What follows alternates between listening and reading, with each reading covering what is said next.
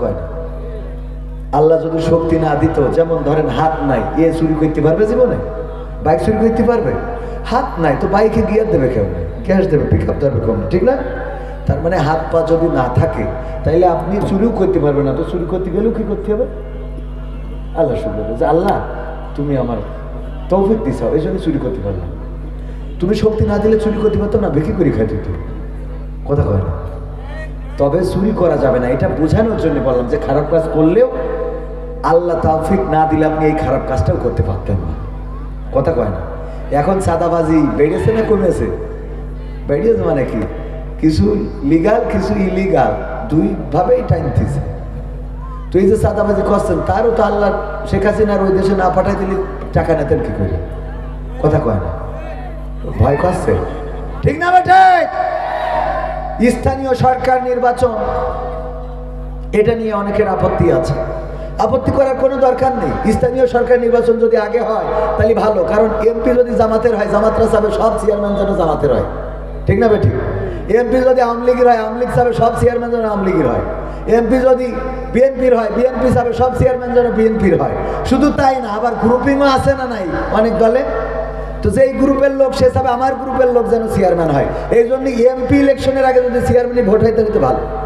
কথা কয় না? গোলমাল কম হবে, মারামারি কম হবে। বোঝে না, আমরা নিজেদের ভালো বুঝি না। ডক্টর ইউনূস আছে বলে ওই যে ডোনাল্ড ট্রাম্প মোদির সাথে কি বলিছে, আবার ওই যে কি একটা দিল্লি স্টার না কি আছে, ডেইলি স্টার, হ্যাঁ ডেইলি স্টার, দিল্লি স্টার এবং প্রথম আলো, তাদের শিরোনামের কায়দা দেখলে মাঝে মাঝে মনে হয় শিরোনামে দেশে যে ডোনাল্ড ট্রাম্পকে বাংলাদেশ বিষয়ে প্রশ্ন করাতে বলেছে যে বাংলাদেশ মোদির হাতে ছাড়িয়ে দিয়েছে। পাকা মনে মোদির হাতে বাংলাদেশ, বাংলাদেশ মোদির হাতে শুধু না, মোদির প্রেসক্রিপশন করা লোকও যদি জামাত ইসলামেরও হয় তারও নির্বাচিত এই দেশে করা হবে না। মোদি যদি বলে জামাত দল ভালো, তাহলে বুঝে নেবো এই দল সমস্যা আছে। কথা কয় না? মোদি যার পক্ষে কথা বলবে আমরা বুঝে নেব সেই দল কোনোদিন দেশের পক্ষে না। সে যদি জামাতের পক্ষে বলে বলবো এই জামাতও দেশের পক্ষে না। যদি বিএনপির পক্ষে বলবো বিএনপি দেশের পক্ষে না। যদি আওয়ামী লীগকে বলে আওয়ামী লীগকেও বলবো দেশের পক্ষে না। কিন্তু দাদারা যেই দলের বিরুদ্ধে যাবে বুঝে নেব এই দল সঠিক পথে আছে, কারণ তারা আমাদের স্বাধীনতা সার্বভৌমত্বে বিশ্বাস করে। তারা চায় আমাদের দেশে তাদের কলম ঘুরাবে, আমাদের বর্ডারে জনগণের উপরে নির্যাতন চালাবে, নির্বিচারে হত্যাকাণ্ড চালাবে। তারা ইচ্ছা মতো যা ইচ্ছা তাই করবে। তারা পেঁয়াজ বন্ধ করে, গরুর রপ্তানি বন্ধ করে। দাদারা মনে করে আমরা মনে হয় খুব বিপদে পড়ে যাব। আমরা বলি আমাদের নেত্রী পেঁয়াজ ছাড়া রান্না শিখাইছে, তোদের পেঁয়াজ লাগবে না, ঠিক না বেঠে? পেঁয়াজ ছাড়া রান্না কে শিখিয়েছে? শেখ হাসিনা শিখিয়েছে, ঠিক না বেঠে? পেঁয়াজ ছাড়া রান্না আমরা পারি, সুতরাং পেঁয়াজ দিবা না অসুবিধা নেই, গরু দিবা না অসুবিধা নেই, আমরা কাঁঠাল দিয়ে গোশতের অভাব পূরণ করি, ঠিক না বেঠে? সামনে রোজার মাস সৌদি আরব যদি বলে আমরা খেজুর দেবো না, পেয়ারা আর কুল দিয়ে বড়ই দিয়ে আমাদের ইফতার হয়ে যাবে। সব শিখা আছে, এখন খালি উন্নয়ন আর উন্নয়ন, ঠিক না বেঠিক? আল্লাহ কবুল করুন। আবার কিছু অপরাধ বাড়ছে, এই অপরাধ বাড়ার পিছনে কারণ আছে না নাই? খুন, গুম, ধর্ষণ, জেনা, চুরি, ডাকাতি অনেক কিছু বেড়ে গেছে আগের তুলনায়। কারণটা কি? কারণ হলো ওই যে জাহাঙ্গীর মেওয়ার গাজীপুরের ফাঁস করে দিয়েছে যে দিনের ঢাকায় যদি আমরা ঘুরতে না পারি, রাতের ঢাকায় কাউকে ঘুমাতে, শুনেছেন না আপনারা? যে দিনের ঢাকায় যদি আমরা ঘুরতে না পারি, রাতের ঢাকায় কাউকে আরামে ঘুমাতে দেব না। তারা শুধু ঢাকা নয়, গ্রামগঞ্জে পর্যন্ত কাউকে শান্তিতে থাকতে দিতে চায় না। কারণ তাদের উদ্দেশ্য হলো, আল্লামা সাইদি বলেছিলেন যে একবার এক কাফন চোর মারা যাওয়ার সময় তার সন্তানদেরকে বলল, আমি মারা যাওয়ার পরে তোমরা এমন কিছু করবা যাতে করে যেন মানুষ আমাকে অন্তত ভালো বলে। কাফন চোরের সন্তানেরা সে মারা যাওয়ার পরে সবাই আবার কাপড় চুরি করা শুরু করলো। বললো ওর বাপ যা ছিল এরাও তাই কাপড় চুরি করে। তো দেখে আব্বারে তো কেউ ভালো কয় না, এবার কাপড় চুরি ছেড়ে দিয়ে নামাজ পড়া শুরু করলো। নামাজ পড়ে, কয় নামাজ পড়লে কি হবে? ও বললো কাপড় চোরের ছেলেরা, কার ছেলেরা?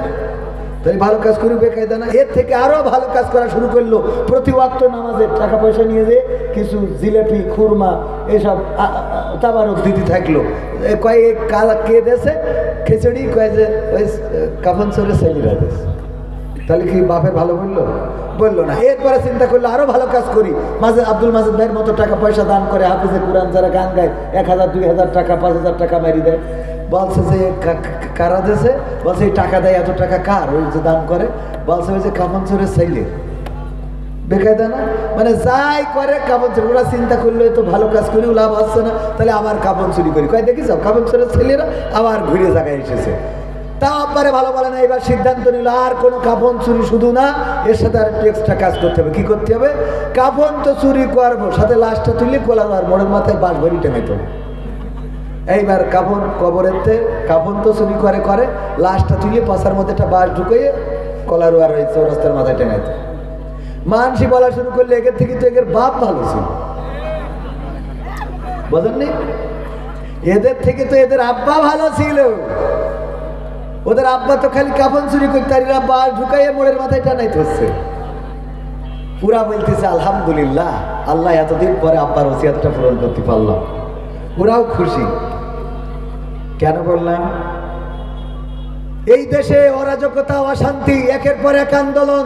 একবার রিক্সাওয়ালা যায়, ভ্যানওয়ালা যায়, পুলিশ যায়, আনসার যায়, বিজিবি যায়, ইবতেদায়ী মাদ্রাসা, শিক্ষক, তারপরে আপনার কবে না জানি ফকিররা আওয়াজেই দাঁড়ায় যে আমরা আর 5 টাকা 10 টাকা নেবো না, 2-4 হাজার করে দিতে হবে। কথা কয় না? আন্দোলন শুধু না, এখানে হামলা ওখানে হামলা, এই জায়গা ভাঙচুর ওই জায়গা ভাঙচুর, বাড়িতে আগুন দেওয়া, এইগুলো করেই দেশে এমন একটা পরিস্থিতি তৈরি করতে চায় যাতে করে মানুষ যেন বলে আগেই তো ভালো ছিলাম। কথা বোঝেননি? যেন বলে আগেই তো ভালো ছিলাম। সম্মানিত ভাইরা, তো সব মিলাই আপনাদের মাথায় রাখতে হবে যে এই সমাজে এখনো ষড়যন্ত্র থেমে যায় নাই। ষড়যন্ত্রকে প্রতিহত করার জন্য আমাদের অন্তত সজাগ দৃষ্টি রাখতে। প্রশাসন যেমন ইমেজ সংকটে ছিল, ভালো কাজ করলে তারা ইমেজকে পুনরুদ্ধার করতে পারবে। আমি ওই দিন প্রশাসনকে স্পষ্ট করে বলেছি, জনগণের প্রতি আপনাদের যে দায়িত্ব এবং কর্তব্য আছে, যদি দায়িত্ব এবং কর্তব্য যথাযথভাবে পালন করেন তাহলে জনগণ আপনাদেরকে অবশ্যই সম্মান করবে।